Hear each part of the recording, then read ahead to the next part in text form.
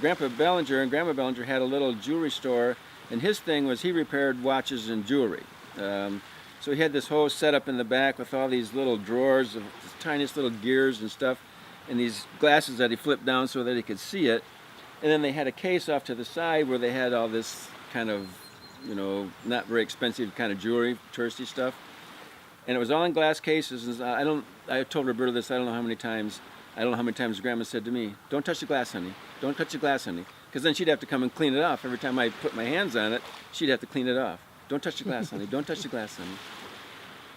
Those were wonderful days for me because they'd give me $1 every morning and I would just wander the town of Charlevoix. And, my great uncle owned the marina over what used to be Bellinger Marina.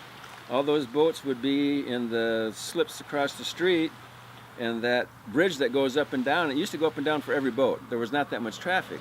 So it would go up and down for every boat, and of course Grandpa knew the bridge master, so if I'd go over there and hang out, I'd get to answer back, because it was 2 shorts and a long for the boat to tell the bridge guy to open, and then he had a reply ring, and I used to get to do that every now and then, playing underneath the bridge before they found out that, I was doing that. That put a stop to that. Hanging on the bridge while it was going up. Oh, mercy.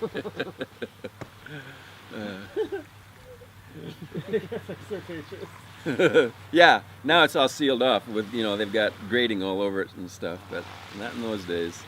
Is that called the Mike Bellinger grading? Well, I never got hurt, so I don't think I can't attribute that to me, I don't think. So you said that your grandfather had a dark room. You mean like a photography dark room? Yeah, he was one of these sidelights was Grandpa Camburn did commercial photography, and so my cousin Vicky was working with the guy out of Mackinac City, and he was taking the glass negatives and making them into JPEGs or something, some new digital format. And so there'd be some of them of like the sports teams, and there'd be writing on the bottom, Boyne City High School, 1943 basketball team, and some of them were commercials, so they would be a guy in his uniform that worked at a gas station. When gas stations used to be full service, you pulled in, they pumped the gas, wiped off the windshield, checked your oil, checked your tires, and the guy wore a uniform with a little cap, and so he did a lot of that photography as well. And we were working with Vicky, had this guy who was taking those glass negatives and making pictures out of them, and pretty historical. I mean, that was back in the 30s and 40s. Yeah, so for a while, even I had an old camera of his. Charlie still has the old tripod, which is kind of a cool thing. I gave the camera back to somebody because I thought that I shouldn't have it. It should be somewhere closer in the family. But I did have their wedding album for a while, which was really cool. They went on a big trip out west, a big train trip, and went to Yosemite and up into California and the redwoods and all this stuff. And he wrote all these notes about all the places that they went and all the stuff that he saw. And some really cool pictures that he took in that album. I think Vicky has that too now. Vicky Campbell? Yeah. Yeah, now you've got even. She's the one who uploaded the. Yeah, the video. Yeah. Isn't she the one that did the Ancestry.com too? Yeah. She's the what? The one that did Ancestry.com. Yeah, she's the one. She's Yeah. the one who told us. We are the ancestors. Our ancestors, the King of Scotland. Yeah, Earl the Bruce. The Yeah. what? Earl the Bruce. When I found that out, I made everyone at work call me Your Grace for like weeks.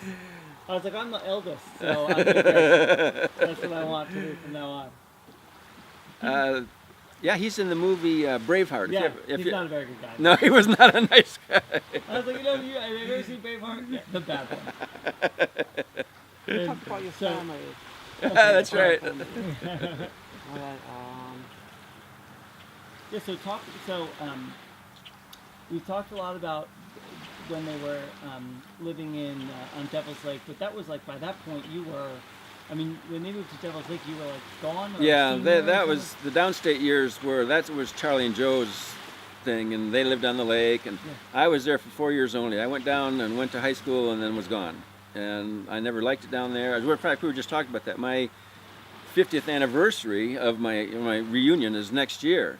And I was a senior class president, but I don't have anybody down there that I know or kept in contact with, and So the downstate years were not.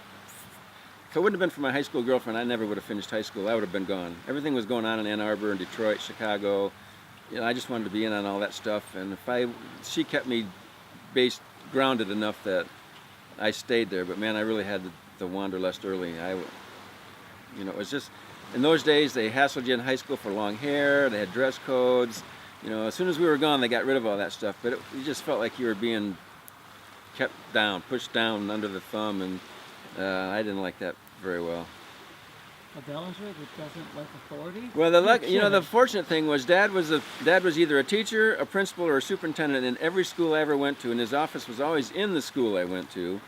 But even though when I got in trouble in school for long hair or acting out or whatever, there was no double jeopardy. I didn't come home and get in trouble again. My discipline was at the school, and that was good. But I caused him plenty of heartache over the years, I know that. Oh, mercy.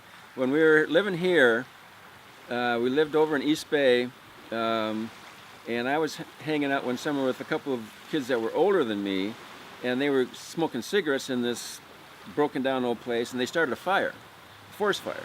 And they all scattered and ran, and I went to the nearest house and said, there's a fire. I called the fire department, and they called the fire department.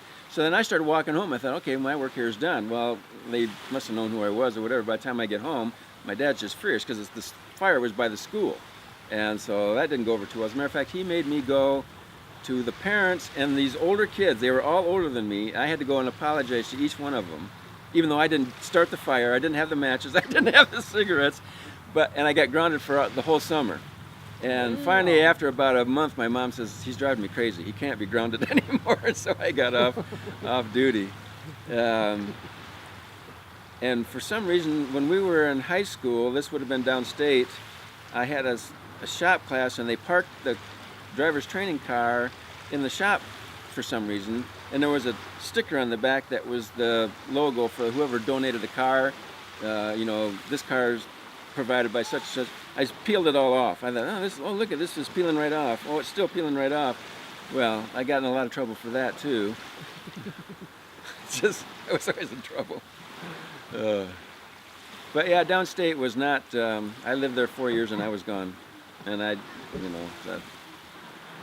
Charlie and Joe still are in touch with people that they went to school with down there. They stop on the way back and forth, but I don't have anybody down there that means anything to me. Do you keep in touch with anyone from up here, like Kingsley or Traverse City? No, we were pretty young when we left, and I don't even have very much touch with people that I knew in college, because once I hit the road hard, and there wasn't email or cell phones or voicemail or anything like that in those days. I don't even know if my parents knew where I was. Half the time I didn't know where I was. I mean, just traveling around, hitchhiking. But so I lost track with people that I wish that I had contact with now. Guys that were in the band that I worked for, and people like that, I wish I knew where they were. I would like to re-up with some of those folks, but I lost track of a lot of people. I was too footloose.